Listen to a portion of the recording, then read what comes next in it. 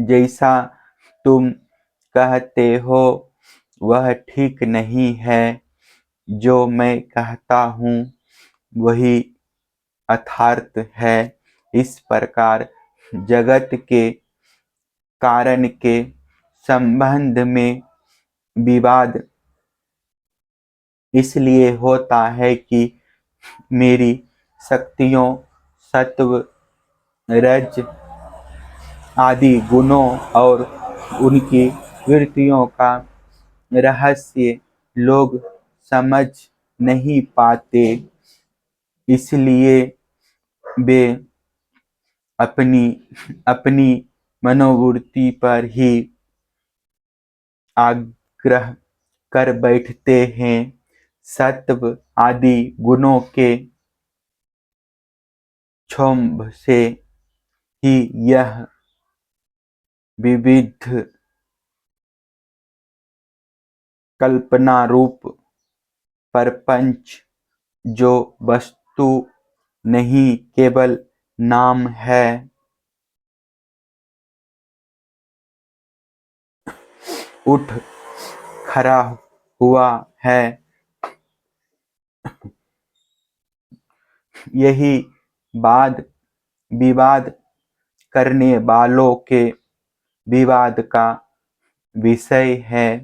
जब इंद्रियां अपने वश में हो जाती है तथा चित्त शांत हो जाता है, तब यह प्रपंच भी निवृत्त हो जाता है और इसकी निवृत्ति के साथ ही सारे वाद विवाद भी मिट जाते हैं। पुरुष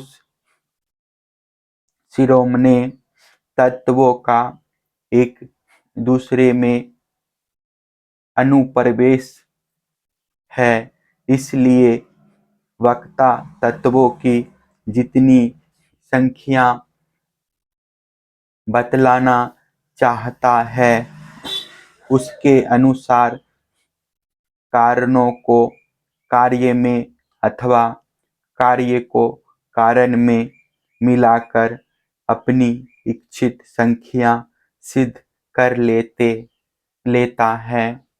ऐसा देखा जाता है कि एक ही तत्व में बहुत से दूसरे तत्वों का अंतर्भाव हो गया है, उसका कोई बंधन नहीं है कि किसका किसमें अंतर्भाव हो। कभी घट पट आदि कार्य वस्तुओं का उनके कारण मिट्टी सूत आदि में, तो कभी मिट्टी सूत आदि का घटपट आदि कार्यों में अंतर्भाव हो जाता है।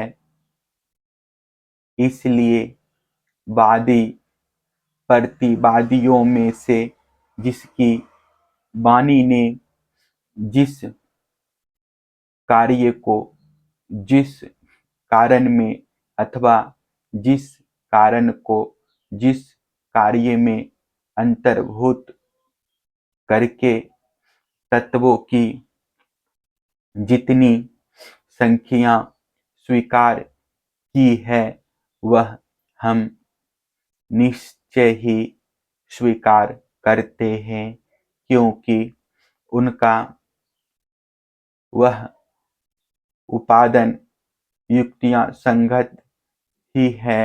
उद्धव जी, जिन लोगों ने 26 संख्या स्वीकार की है, वे ऐसा कहते हैं कि जीव अनादि काल से अविद्या से ग्रस्त हो रहा है। वह स्वयं अपने आप को नहीं जान सकता। उसे आत्मज्ञान कराने के लिए किसी अन्य सर्वयज्ञ की आवश्यकता है। इसलिए प्रकृति के कार्य कारण रूप 24 तत्व, 25वां पुरुष और 26वां ईश्वर, इस प्रकार कुल 26 तत्व स्वीकार करने चाहिए।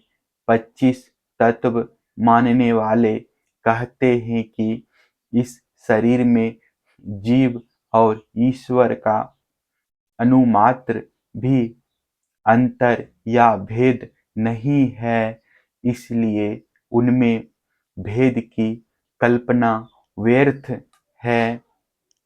रही ज्ञान की बात, सो तो सत्व का प्रकृति का गुण है। तीनों गुणों की साम्यावस्था ही प्रकृति है। इसलिए सत्व, रज आदि गुण आत्मा के नहीं, प्रकृति के ही हैं। उन्हीं के द्वारा जगत की स्थिति, उत्पत्ति और प्रलय हुआ करते हैं। इसलिए ज्ञान आत्मा का गुण नहीं, प्रकृति का ही गुण सिद्ध होता है। इस प्रसंग में सत्वगुण ही ज्ञान है, रजोगुण ही कर्म है और तमोगुण ही अज्ञान कहा गया है। और गुणों में क्षोभ उत्पन्न करने वाला ईश्वर ही काल है और शुद्ध अर्थात महतत्व ही स्वभाव है। इसलिए 25 और 26 तत्वों की दोनों ही संख्या युक्ति संगत है। उद्धव जी, यदि तीनों गुणों को प्रकृति से अलग मान लिया जाए, जैसा कि उनकी उत्पत्ति और प्रलय को देखते हुए मानना चाहिए, तो तत्वों की संख्या स्वयं ही 28 हो जाती है। उन तीनों के अतिरिक्त 25 ये हैं पुरुष, प्रकृति, महातत्व, अहंकार, आकाश,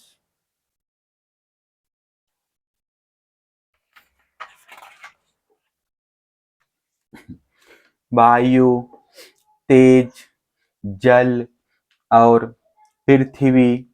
ये 9 तत्व मैं पहले ही गिना चुका हूँ।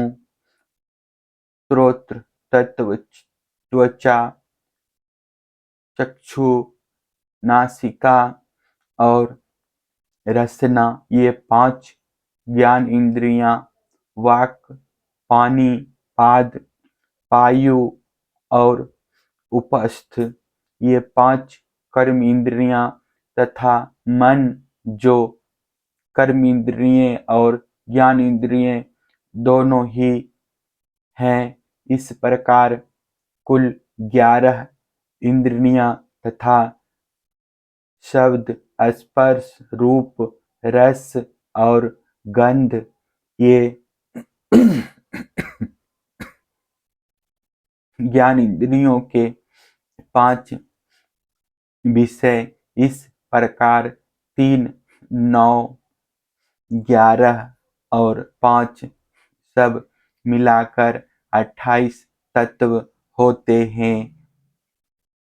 कर्म इंद्रियां के द्वारा होने वाले 5 कर्म, चलना, बोलना, मल त्यागना, पेशाब करना और काम करना।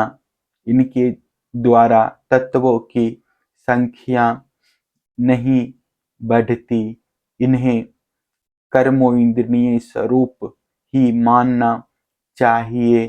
सृष्टि के आरंभ में कार्य 11 इंद्रिय और पंचभूत और कारण महातत्व आदि के रूप में प्रकृति ही रहती है।